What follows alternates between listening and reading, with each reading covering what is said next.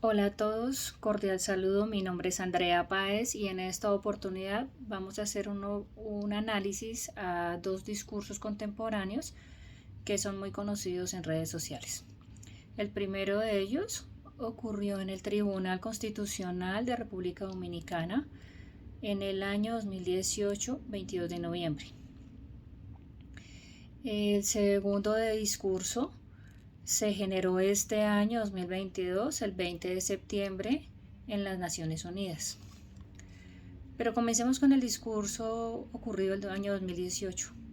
Allí, en una audiencia solemne por el Día Internacional por la Eliminación de la Violencia contra la Mujer en República Dominicana, la niña y actriz Laila Mariel Taveras Guerrero interpretó un monólogo titulado Pido la Palabra, donde hace un monólogo a modo de poesía ante un tribunal eh, y logra conmover a los jueces que se encontraban allí en ese momento.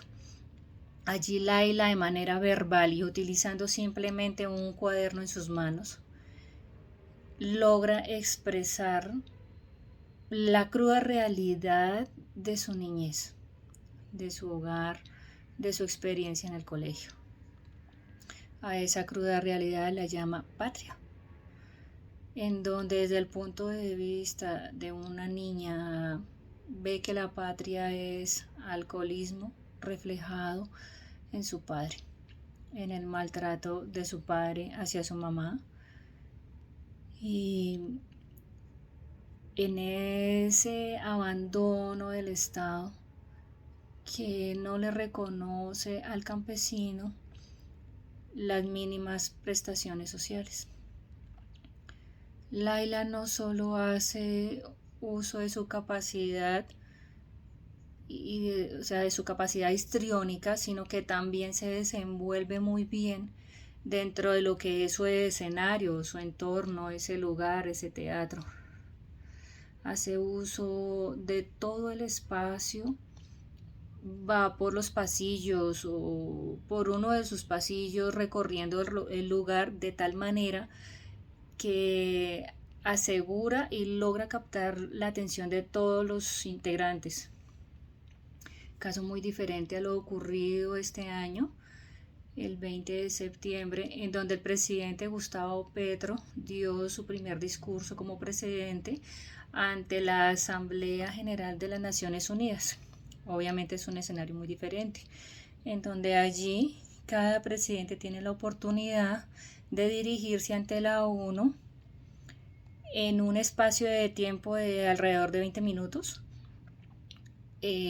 Allí cada mandatario desde su púlpito no tiene muchas opciones de moverse, de desplazarse, por lo que toda la fuerza del discurso se centra específicamente en las palabras y en la fuerza de su voz.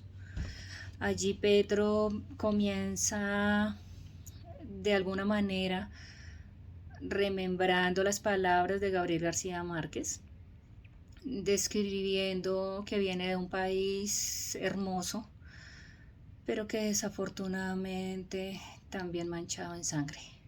Poco a poco él comienza a mostrar lo que él llama la irracionalidad del poder, en donde para las grandes potencias es más importante el capital que la naturaleza, más específicamente en la selva amazónica. Así que Petro hace un llamado a las grandes potencias, pero no hace un llamado únicamente como Colombia, hace un llamado como América Latina, para que en una sola voz las grandes potencias escuchen un llamado. Ese llamado es solamente que hay que cambiar la política de drogas, que la selva no tiene la culpa de, un, de una humanidad enferma necesite drogarse. Ese llamado también implica que hay que cambiar la política de cambio climático y que como fracaso es necesario un cambio. Tal vez aquí encontramos una de las diferencias entre estos dos dispositivos o discursos, el de Laila y el de Petro, porque en el de Laila hace una descripción de lo que está ocurriendo o de lo que ella vivió en su niñez, de lo que ocurre con el campesinado, de lo que ocurre con el hogar, de lo que ocurre como violencia hacia la mujer, hacia la niña. Sin embargo, pues no menciona alguna forma o algún cambio. Cómo lograr ese cambio en esa situación. En cambio, Petro da unas opciones eh, bastante ambiciosas y directamente le dice al país del norte, si ustedes no quieren invertir en el cuidado del pulmón del mundo, entonces denle la opción a América Latina de disminuir o acabar la deuda externa para que los mismos países de Latinoamérica podamos financiar la protección a la selva amazónica. Pero hay algo que los dos discursos tienen en común y es que son una voz de auxilio.